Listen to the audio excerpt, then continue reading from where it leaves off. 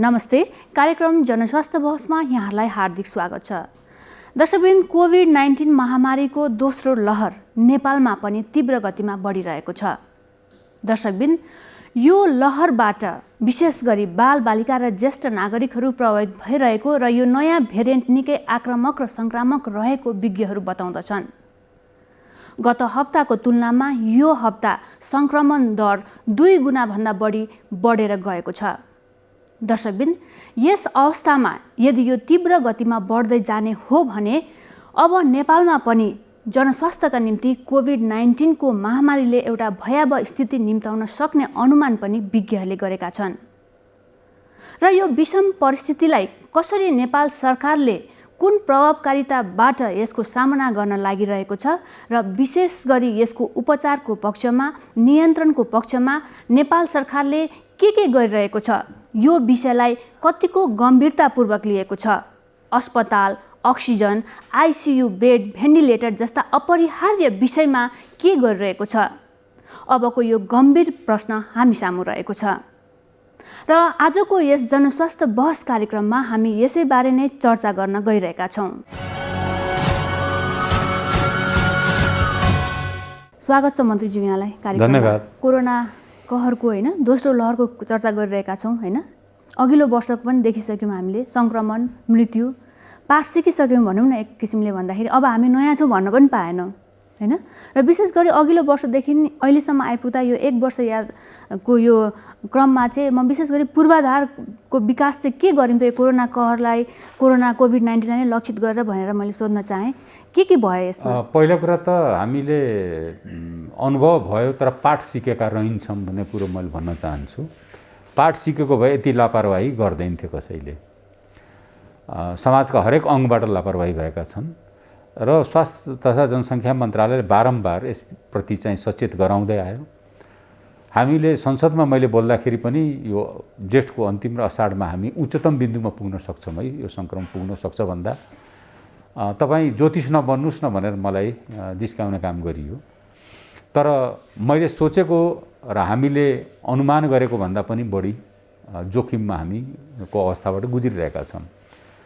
सरकारले यसलाई रोकथाम गर्नको लागि सबैभन्दा महत्त्वपूर्ण के भने यही वैशाख 6 गते एउटा 30 बुँदे आदेश पनि जारी गर्यो।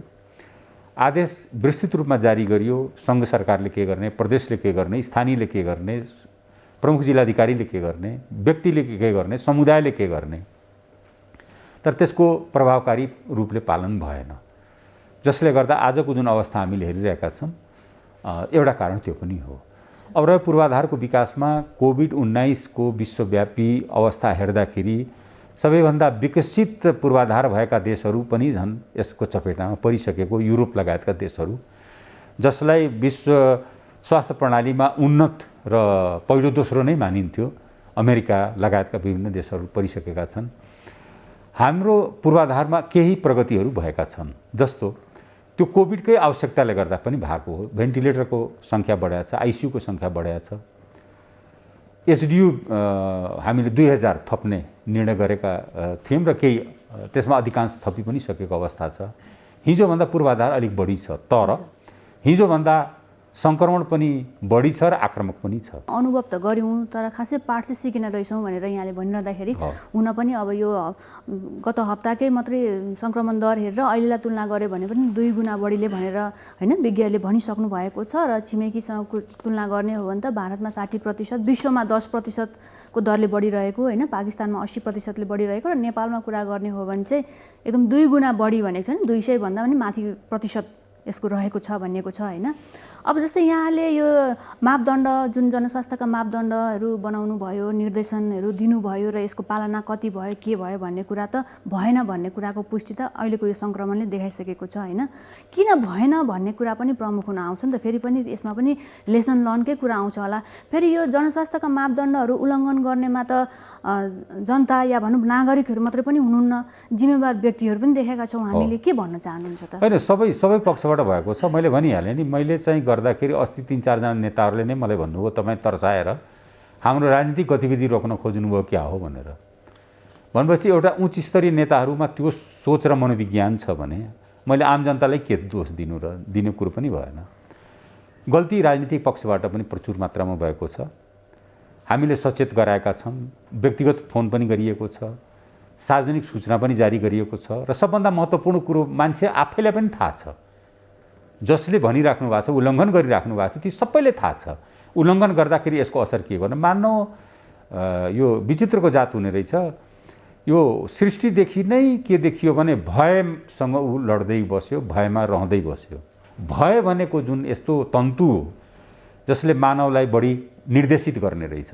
अहिले पनि हामी एक दुई दिनदेखि के देखिरहेका छौँ भने अलिक मास्क लगाउने प्रवृत्ति बढेको छ। हजुर, भन्छ एक किसिमले त्रसित चाहिँ भए सबैजना होइन, तर सचेत हुन चाहिँ तर एउटा यस्तो भयो, त्रासको अवस्थामा पुगिसकेपछि त्रसित हुनु आत्मघाती हो। मैले भन्न खोजेँ त्यहाँनिर के हो भने यही कुरो चाहिँ विवेकले यदि अगाडि बढेको भए सायद यो अवस्था आउँदैन थियो होला। तर त्रस्त हुने कुन बेला भने त्रासको मात्रा बढिसकेपछि। अहिलेको हाम्रो अवस्था के छ भने त्रासको मात्रा बढेको होइन, कतिपय ठाउँमा हामी एकदमै अप्ठ्यारो स्थितिमा परिसकेको अवस्था, जस्तो नेपालगञ्जको घटना। नेपालगञ्जमा किन एक त के हो भने हामीले यो पनि मान्नुपर्छ कि हाम्रो विकास सन्तुलित भएको छैन। काठमाडौँमा जति सुविधा र पूर्वाधारहरू छन् त्यो अनुसार अरू ठाउँमा छैन। नेपालगञ्जमा सुविधाहरू थोरै भए, सङ्क्रमण बढी भयो। अब त्यसलाई चाहिँ गर्दै के भने त्यो धान्नै सकेन, त्यो अवस्थामा पुगे। एक अर्को के भने कर्णालीको पनि एउटा क्याचमेन्ट इलाका कर्णाली पनि हो नेपालगञ्जको लागि। त्यसले गर्दा पनि त्यहाँको अवस्था त्यस्तै। अब वीरगञ्ज पनि विकसित हुँदै गइरहेको छ। जस्तै आजको यो कार्यक्रम रेकर्डिङ गरिन्जेलसम्म हामीले नेपालगञ्जको अवस्थालाई एउटा भनौँ न भयावह अवस्था सृजना हुँदैछ कि भन्ने एउटा अनुमान लगाइरहेका छौँ, र यो कार्यक्रम प्रसारण गरिन्जेलसम्म अरू अवस्था अरू ठाउँका कुराहरू पनि आउलान् होइन। के भन्न चाहनुहुन्छ, जस्तै नेपाल सरकारले अहिले सीमावर्ती क्षेत्र या सीमाका नाका जहाँ खुल्ला आवागमन छ होइन, ती क्षेत्रका जिल्लाहरूदेखि लिएर बढी जनघनत्व भएका सहरी क्षेत्रहरूमा बढी केन्द्रित भएर आफ्ना कार्यक्रमहरू लगेको छ कि, अथवा त्यहाँ पनि के गरिरहेको छ भन्ने कुरा किनभने अब त फोकस भएर चल्नुपर्ने अवस्था त आइसक्यो होइन। नेपालले हाम्रो चाहिँ विशेष गरी नेपाल सरकारले फोकस भएर नै गरिरहेको थियो। सङ्क्रमण व्यक्तिमा बढ्छ, व्यक्तिले व्यक्तिमा सार्छ, व्यक्तिमा सरिसकेपछि समुदायमा जान्छ, समुदाय भएपछि देश नै त्यसबाट एउटा चाहिँ सङ्कटको शिकार हुने रहेछ।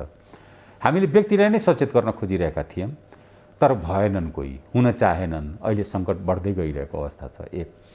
तर वैशाख 6 गतेको विस्तृत आदेश नेपाल सरकारले जारी गरेको आदेश यदि पालन गर्ने हो भने आजको मितिमा पनि के भन्छु भने हामी नियन्त्रणभन्दा बाहिर गइसकेका छैनौँ।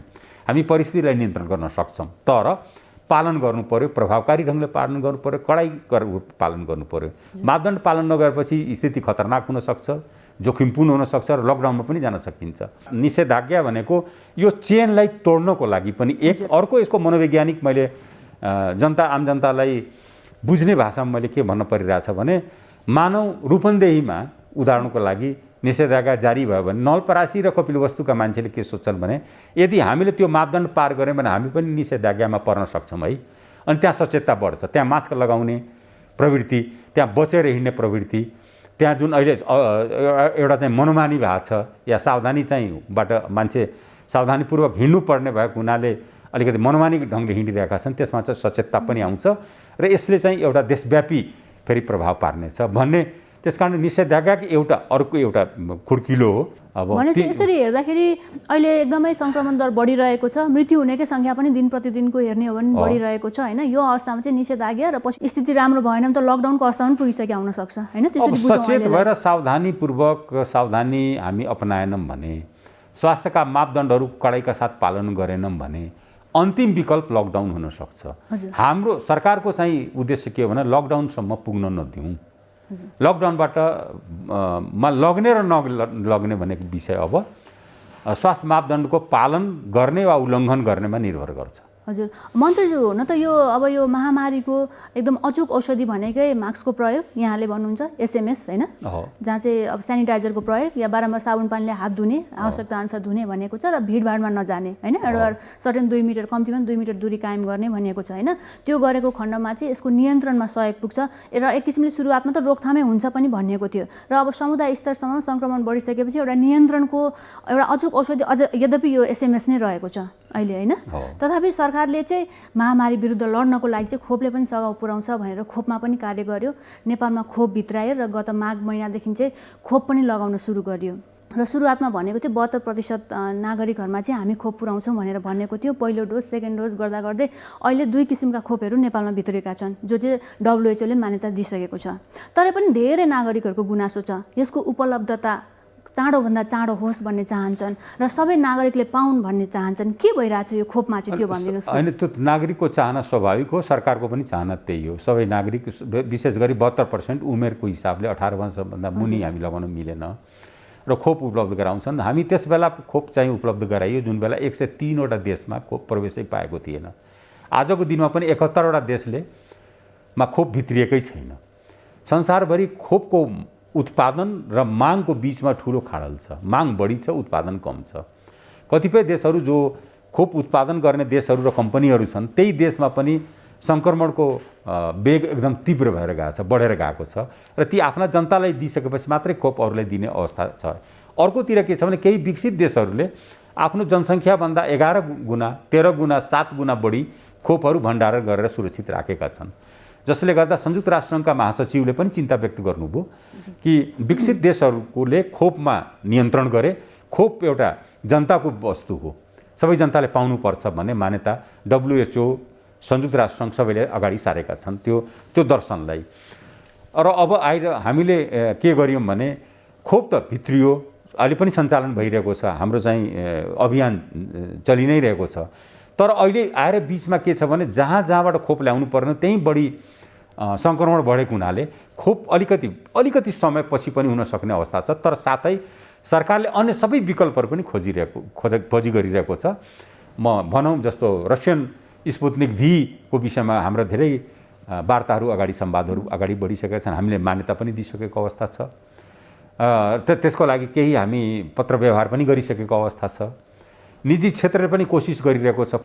सरकारले एउटा निश्चित मापदण्ड निर्माण गरेको छ, क्याबिनेटले एउटा पास गरेको छ र त्यो पारित मापदण्ड अनुसार तपाईँहरूले खोप अभियान निजीले पनि सुरु गर्न सक्छ।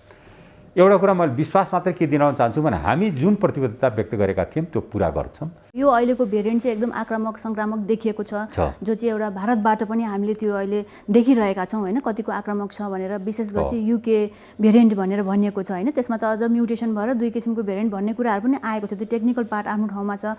अर्को के एउटा देख्यो भने यहाँहरूले जुन यो खोप दिइराख्नु भएको छ कोभिसिल्ड चाहिँ ज्येष्ठ नागरिकसम्मलाई दियो र 18 वर्षभन्दा मुनिकाले चाहिँ अहिले यो अर्को खोप पनि पाएका छैनन् होइन। तर यो भेरिएन्टले चाहिँ बालबालिका र ज्येष्ठ नागरिक सबैलाई चाहिँ एउटा असर पुर्याइरहेको देखिएको छ नि त। नेपालमा पनि त्यो आइसक्यो होइन, त्यो झन् चुनौती थपिरहेको छ होइन यो भेरिएन्टको कारणले होइन।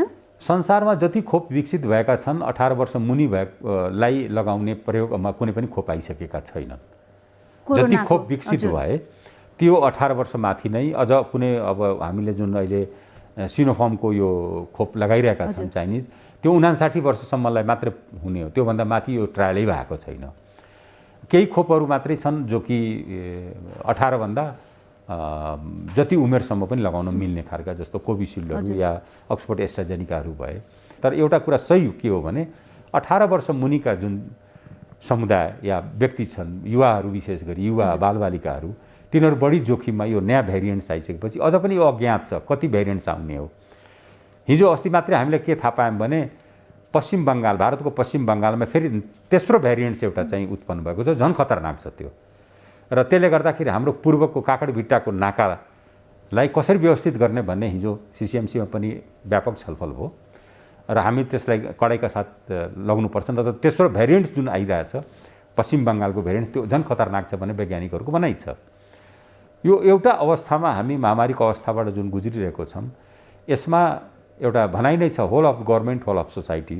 सरकारका सबै अङ्गहरू र समाजका सबै अङ्गहरू एकाकार भएर गएन भने यो लडाइँ हामी जित्न सक्दैनौँ। जिल्लाका कुराहरू दृश्यहरू जुन एउटा पूर्व दृश्यहरू त हामीले पाइसकेका छौँ नि त, त्यो दृश्यहरूको आधारमा पनि हामी अनुमान लगाउन सक्छौँ विषम परिस्थिति भइरहेको छ भनेर। अब यसमा प्रमुख हुन आउँछ अब त नियन्त्रण रोकथाम भन्दा पनि उपचारमा के गर्ने भन्ने कुरा पनि प्रमुख हुन आउँछ। अब चाहिँ के गर्छौँ त, कसरी उपचारलाई सङ्क्रमण बढ्दै गयो भने उपचारका हाम्रो अहिलेका आधारभूत जति सुविधाहरू छन् ती त्यो अपर्याप्त छ, निश्चित रूपले अपर्याप्त छ। मूल हामीले अझै पनि जोड दिनुपर्छ सङ्क्रमणलाई रोक्नलाई नै हो। जुन जुन देशले जुन जुन समाजले यो सङ्क्रमणलाई रोक्न सके या कम गर्न सके, न्यून गर्न सके, त्यहाँको स्वास्थ्य प्रणालीले उपचारलाई पनि प्रभावकारी ढङ्गले अगाडि बढायो। कतिपय विकसित देशहरू, इटली, स्पेन लगायतका देशहरूले एक किसिमले आत्मसमर्पण नै गर्नुपर्ने अवस्था आइसकेका थियो, किनभने सङ्क्रमण रोकिएन र उपचारको लागि सीमित कुनै पनि संसारको कुनै पनि देशमा सीमित साधन स्रोत। हाम्रो 56,000 बेड छ। फेरि अहिले अर्को एउटा चाहिँ मैले भन्नुपर्ने स्थिति के छ भने सङ्क्रमण एक त टेस्ट गराउन पनि मान्छे अप्ठ्यारो मान्ने, किनभने 10 दिन क्वारेन्टिनमा बस्नुपर्छ, आइसोलेसनमा बस्नुपर्छ भने भए पनि, र सङ्क्रमित भइसकेपछि जब क्रिटिकल केस बनिसकेपछि अलिकति जोखिमपूर्ण भएपछि मात्रै अनि अस्पताल जाने र तिनलाई आइसियु नदिई सुखै भएन।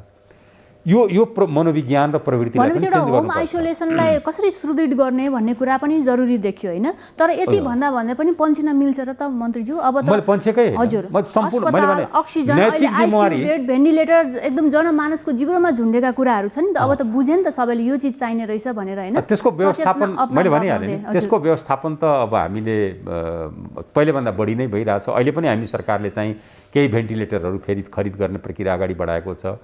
अक्सिजनमा समस्या नै समस्या सिलिन्डरमा हो।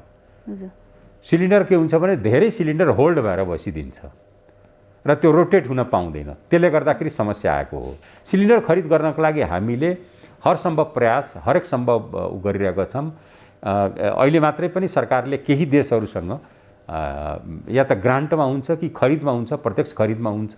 त्यस्तै भेन्टिलेटरको विषयमा पनि हामी विश्व बजार चाहिँ अहिले खुला रूपले चाहिँ यसको लागि उपलब्ध छैन, त्यसकारण हामी G2G गरेर जाने हो कि, र हामीले धेरै कागजातहरू, धेरै पत्र व्यवहारहरू, धेरै पत्रचारहरू हामीले अगाडि बढाइसकेका छौँ र हामीले थप्दै गइरहेका छौँ। भेन्टिलेटर पनि थपिन्छ, अक्सिजनका सिलिन्डर पनि आउँछन्, अक्सिजन हामीसँग छ पनि। एसडियूहरू जुन अहिले जडान हुन बाँकी छन् ती पनि जडान हुने प्रक्रियामा गइसकेका छन्। अब हामी एक हप्ताभित्र 2000 एसडियू जुन पहिले नै वितरण सरकारले दिइसकेको छ। जस्तै यस्तो महामारीको बेलामा नि अनलाइन सेवाहरू हुन्छ नि, जो चाहिँ सामान्य हुनुहुन्छ हैन, प्यानिक मात्रै भइरहेको अवस्थामा अथवा होम आइसोलेसनमा त्यसलाई सुदृढ बनाउने कुराहरूमा चाहिँ अनलाइन सेवाहरूको पनि सोच बनाउनु भएको छ। राज्यको पहुँचमा त आउनु पर्यो नि, सम्पर्कमा त आउनु पर्यो नि। अहिले त सम्पर्कमा को आइरहेछन् भने स्थिति बिग्रिसकेपछि अनि अस्पताल जाने जुन चलन छ, त्यसकारणले म यो कार्यक्रम मार्फत म आम दाजुभाइ दिदीबहिनीहरूलाई के भन्न चाहन्छु भने तपाईहरु आफै सुरक्षित रहनुहोस्। एक, दोस्रो, सङ्क्रमित भइसकेको तपाईहरुलाई आभास भएछ र पुष्टि भएछ भने पहिलो चरणमै तपाईहरु चिकित्सकहरूको सम्पर्कमा जानुहोस्। स्थिति बिग्रिसकेपछि नजानुहोस्। आफ्नै स्वास्थ्यको लागि पनि जोखिममा नपार्नुहोस् त भनेर मेरो आग्रह पनि छ।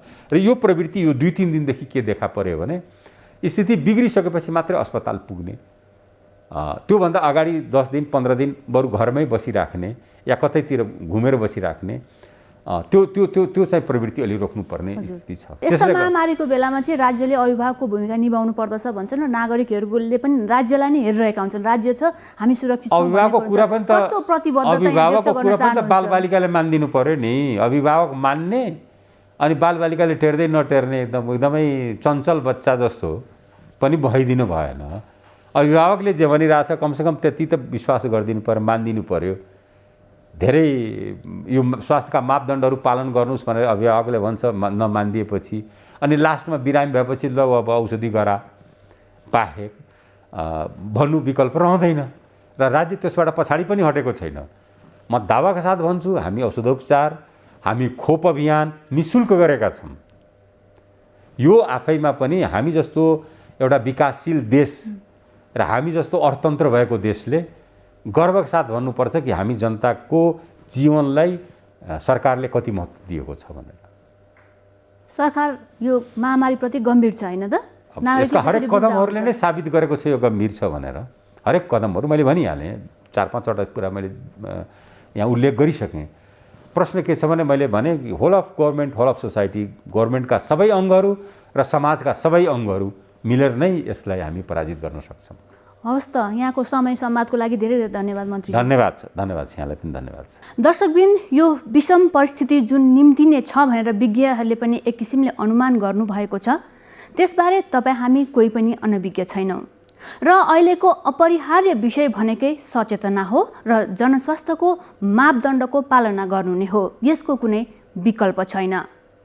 र साथै राज्यले जनताको जीवन रक्षा गर्नुपर्दछ र उनीहरूको अधिकारलाई, यो स्वास्थ्यको अधिकारलाई सुनिश्चित गर्नुपर्दछ र कोभिड-19 को नियन्त्रण र यसको उपचारको यो लडाइँमा विजय हासिल गर्न सक्नुपर्दछ। यसको पनि विकल्प छैन र यो सबैका निम्ति तपाईँ हाम्रो सहकार्य अनिवार्य रहँदछ। हवस् त दर्शकबिन, यसै अनुरोधका साथ आजको यस कार्यक्रमबाट म आज्ञा चाहन्छु। नमस्ते।